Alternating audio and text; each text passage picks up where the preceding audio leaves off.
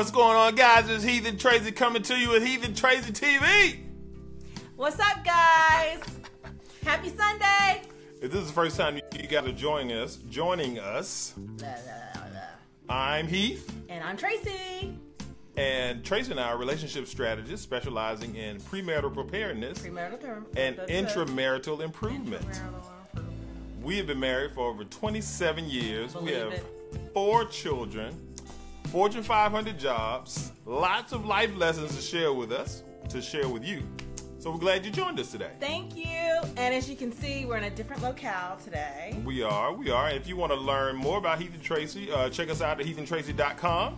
And also tune in weekly for our brand new podcast. Joyfully Married After. Yes, you can find us on iTunes, Google Play, and Stitcher. So check us out, see what you think, and drop us a review. We'd love to see those 5 stars show up. 5 stars, guys. And comments. Yes. So what we're going to talk about today, baby? We are talking about broken trust. Yes. We had a little snafu. We had a little snafu this week. Little catch-22. Teenager. Little catch-22 snafu. You want to tell them what happened, baby? No, well, you know. Yeah, let's tell them a little bit about what happened. So our teenager, our 16-year-old prince of the family, decided to sneak out. Yeah. No, it wasn't He decided to sneak out. Well, we have a path behind our house, and he was texting with one of his friends, and he just kind of strolled up. Lives like the next block or something. Yeah, the next block over. So he strolled up, and they were chopping it up on the path. And he was like, "Yo, man, I'm gonna run up to Chick-fil-A. You want bounce with me?" Yeah, man. All right, let's go. My parents think I'm studying in the basement. So some of you can catch that on our Facebook page if you're Facebook friends of ours. Yep. What happened? It was kind of funny. It was real time. It was real time, yeah. But you want to tell everybody how it all ended up? I've been getting messages all week going, "What happened? What happened?" So we waited up for William to come home after he knew he was being tracked. Yep. Till about 10:30. Yeah, he slipped in the side door and then he hid out in the back of your sport unit. Yeah, he basically got in the trunk of my car and waited there and fell asleep because his bedtime is 10:30 and he does not stay up past his bedtime. His body shut it down. His body shuts down. Right. So he wanders out to the garage and he's like, he can only be a few places. Right, because I looked everywhere else. We looked everywhere. Our little tracker said he was here. His brother said he was here. He texted his brother. He said, "Well, where are you?" He said, "All I'm gonna say is I'm in the house." So the garage was down. And then he said, "Well, why don't you come in?" Mommy said, "Come in. It's time to come in." He said, "No, I'm not dealing with their mess." Is that what he said? He didn't say it quite that way, did he? Pretty much. He didn't say it quite that way. Yeah, he did. You didn't see it, I did. So, William was found basically in the trunk of my car, asleep, sweating like a pig. He's a little clammy. And we still haven't figured out punishment yet. So bear with us. I gave him a little. That wasn't punishment. The early dose. No. The early dosage of punishment. Yeah. All good. It's gonna be a good one though. So that sort of brought us to a conversation around relationships and broken trust. Right. Yeah. This was the first time that we had experienced this with our son, and so we were relating this to your primary relationship or your spousal relationship, and so we thought it made sense maybe just to kind of touch on some high points as it relates to how you deal with these kinds of things when you have a relationship. Yeah, any relationship, trust in any relationship, trust is key. Trust is key, absolutely. You have to have trust to have a successful relationship, and when that trust is broken, you got to redo everything. Right. And a lot of people don't know how to go about redoing that. Well, we can tell you from our own experience. We've had broken trust in our relationship. And we've had to repair it. Right. And we've also had broken trust with each one of our children, and we've had to repair it. Right. Because you can't become angry and you can't become fearful. Right. Because when anger and fear come in, that's when you really get into trouble and things can go sideways. Very key. Yep. So, the fear of missing out, the fear of, well, let's back up. The first thing you have to do is be open to keep the trust. What do you say, babe? Yeah. I think that especially if you're the one who's caused the trust to be broken, right? So the first thing you have to do is you have to be open to repair the trust and understand that you're going to do whatever it takes to help the other party regain that trust in you. Yeah. Right? So I think that's very key is that, and then if you're that other party, you have to make sure that you block out your emotions, being in your feelings, as people say today.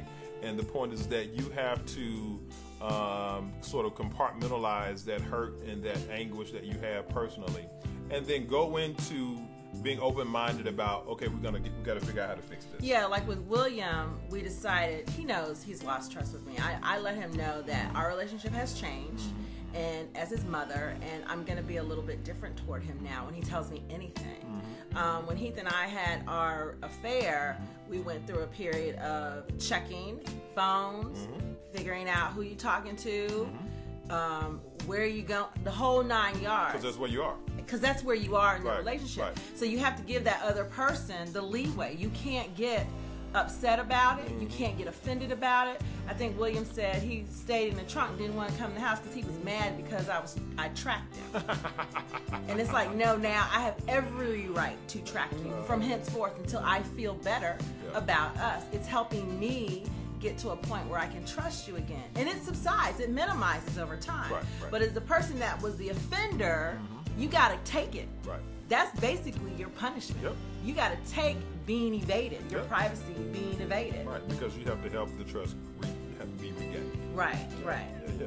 What's the second thing, baby? You have to discuss those items. You have to sort of individualize those items that you're having issue with, and you have to talk about that, right? So whatever it is that you're concerned with, you have to bring that to the surface and deal with it openly. Yeah, like I've been talking to William about this pretty much every day since it happened. Right. So what were you thinking? So have your thoughts gone around? What are you going to do it again? Now, exactly what did you guys do? Right. I mean, where did you go? You know, all of that. Yeah. Well, let me tell you why mommy is upset. Yeah. And then you have to talk about it, but I don't talk about it when I'm angry. I don't talk about it when I'm distressed or upset about or thinking about it. Right. I talk about it in a very casual manner. When Heath and I had our affair, we would do the same thing. We would do it while we were cooking or while we were going on an errand, running an errand.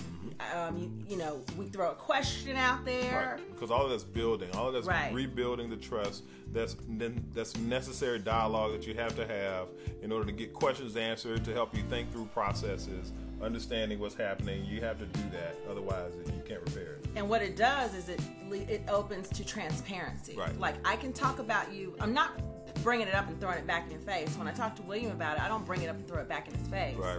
I bring it up to say, this is what's on my mind right now. I need your feedback on that because I'm thinking this. So help me talk through this. Help me get through this. Exactly right. And so you have to give the other person that leeway of constantly questioning you, not about that, but just about the situation, because they're just trying to get through it in their mind. They're trying to get through it in their emotion. They're trying to get a better understanding of why did that happen. So you got to help them with that, and you got to do it with love. Yep. I think people were talking about when we went live with William, they were talking about how we were laughing about it, how funny it was. Well, and you guys are so calm. Well, he's our third teenager. That's the first thing.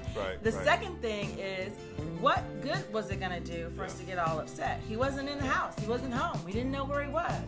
We had an idea, but we had to stay calm. And we also had an idea that it was pretty innocuous, even though it seemed like it was like a big deal. Right, exactly. And it was a big deal for me. I mean... Still a big deal, certainly. Yeah, it is. But in terms of, oh my God, is he slipping out doing drugs? Or we knew it wasn't anything terrible like that. or crazy or that kind of thing. But even so, you have to keep your emotions about you. You have to trust God. You have to trust God that He has your children, your stay spouse. Connected. Your children, your spouse in His hand. You have to understand that He's guiding them somehow, hopefully. And you have to continue to stay calm and be at peace. If you stay at peace, if you stay at rest, it goes. If you try to take care of it and you trying to figure it out, God can't do nothing. So what you have to do is laugh about it. That's going to cause a wedge between me and my husband if I'm getting all upset about what some 16-year-old is doing. That's not good. That's not cool. I'm trying to have fun with Heath. I ain't trying to have that sucker ruin it for my night. Right. So, as long as we okay? they're okay. Yeah, so I think that these are great points that we've been bringing up this evening, baby. And then if you have a relationship and you are not able really to resolve it, or that you hit a sort of a wall in your conversations or negotiations or what have you, sometimes it may be appropriate to get some professional help. Yeah, you got to get some professional help. You might have to do that sometimes. Yeah. So whether that's a counselor or a psychologist or whatever type of person you need, I think it's important that you have somebody coach you through those situations, right? So even if you're a mature person, even if you're an educated person, even if, whatever the situation is, sometimes we just need a little help. Yeah. You need somebody to kind of be able to step back, in corporate. We're always talking about looking at things at a high level, taking a 40,000 foot view or whatever terminology you want to use. But the point is sometimes you need to be able to step back and look down at the situation and be able to help people determine how to get it resolved. Yeah, sometimes you need a different point of view. We went through that with Brendan. We couldn't get through to him, so we got a little extra help. When we had our affair, we got a little extra help because it's important. Thanks, Rod. Great discussion. Thank you so much. When we had our affair, we went to get help, not to fix it, but to help us walk through the process of gaining the trust back in the relationship. Right. Because really, that's the biggest thing that's broken. The person didn't come between the marriage; they came between the trust in the marriage. Right. So it was important for us to establish how to reestablish the trust. If you reestablish the trust, you've reestablished a lot. Absolutely. And you're kind of back to where you got where you started, which is always really, really good, isn't it, baby? It is, baby. And so really the last point we wanted to talk about was just kind of meeting it head on. Wait a minute. Yeah. Oh, you got it. Okay. Straight now. Yeah. Straight. Yeah, right. So just meeting the situation head on, right? And so that was another thing that I was extracting from the situation with our son, right? Instead of coming home, having a discussion with us, he sort of went and hid, right? So whether or not he was in his feelings or if he was upset with us or whatever it was, the point is that whenever you have these kinds of situations, you have to just kind of work through it. Right. You have to, avoiding it is not going to make it better. Doing something else is not going to make it better. Doing the same thing is not going to make it better. So you just have to meet these things head on and handle it. And so that was really... You can't do it in fear. He was afraid. He was afraid of... I don't even know what he was afraid of. Because when we found him, we were like, "What? Why didn't you just ask us?" Well, I was afraid you were going to say no. And we could have had a discussion. He could have remedied why we would have said no. There are a lot of things that could have happened with that. But the key is that he started with fear. And the fear led to the mistake. Right.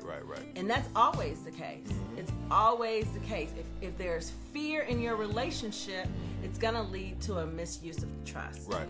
And you have to be aware of that at all times. If there's fear in anything you're doing, fear in your dating relationships, fear that I'm not going to find the one, fear that I'm not going to get the job, fear that I'm not going to be able to have a baby, whatever fear you have, you've got to work on getting rid of that fear. Yeah, just releasing it, being relaxed, resting and knowing that, it's all going to work out, it's going to be fine. And so, But why is it going to be fine? Because it always is fine. But why is it always fine? Because you have to have trust. Trust in who? Trust in me? Trust in me? No. Trust in God. Right. And so that's one of the reasons why we always speak to, staying connected, right? And so if you're connected to your spouse, your significant other, your family, your friends, your God, however it is that you believe, that's so important that, when you're connected, then that fear will subside. It does. And when you're connected with, positive, believing people that are around you, you'll draw some energy from that. So there's a lot of wisdom to staying connected, and so that's one of the reasons why we always end our videos with that.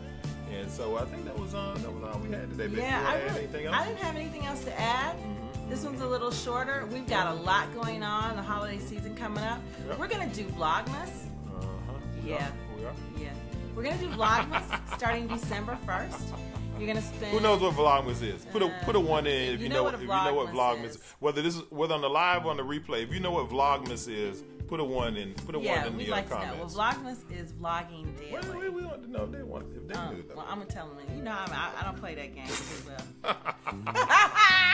Go ahead and tell them what Vlogmas is. So Vlogmas is vlogging daily.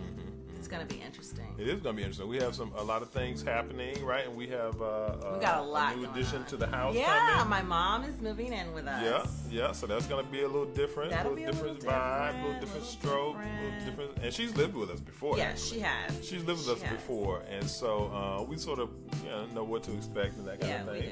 People in different stages of life. Yeah, she needs us. Right, and so there's going to be some really cool subject matter that'll come out of that as well, right? Because I know. Wow. Some of us are the wild face. Ooh, I know. Some of us are in that sandwich generation, right, where we have aging parents, we have younger children, and we're sort of in between, navigating all of these kinds of things that come at us in life, and so so just understand, lots of good things happening, and we'll be glad to kind of share some of these. We'll lessons. Share some of that as we go along. Any questions about living with your in-laws? We've got those too. Absolutely. But yeah, we'll be probably filming in different locales in the house, and on the road. Yep, and on the road. And starting December 1st, we'll vlog daily, so you can get an insight into our happenings during the holidays. Yep. And I'm feeling a little bit more joyous this year. Not sure why. Well, your daughters are coming home. Your mom's coming in. I know. I'm really excited. Yeah. So get excited with me. Let's get it started. I can't sing. I forgot. Yeah, he's always trying though, and I just let him. Make a joyful noise. No, it's no, baby. Okay, baby, so we're going to stay connected? We're going to stay connected. Stay connected to God. Stay connected to your family. And stay connected to your spouse. Or your significant other. Okay, One Love. Check us out. Joyfully Married After on iTunes, Stitcher, and Google Play. All right, One Love, guys. Take care. Have a good one.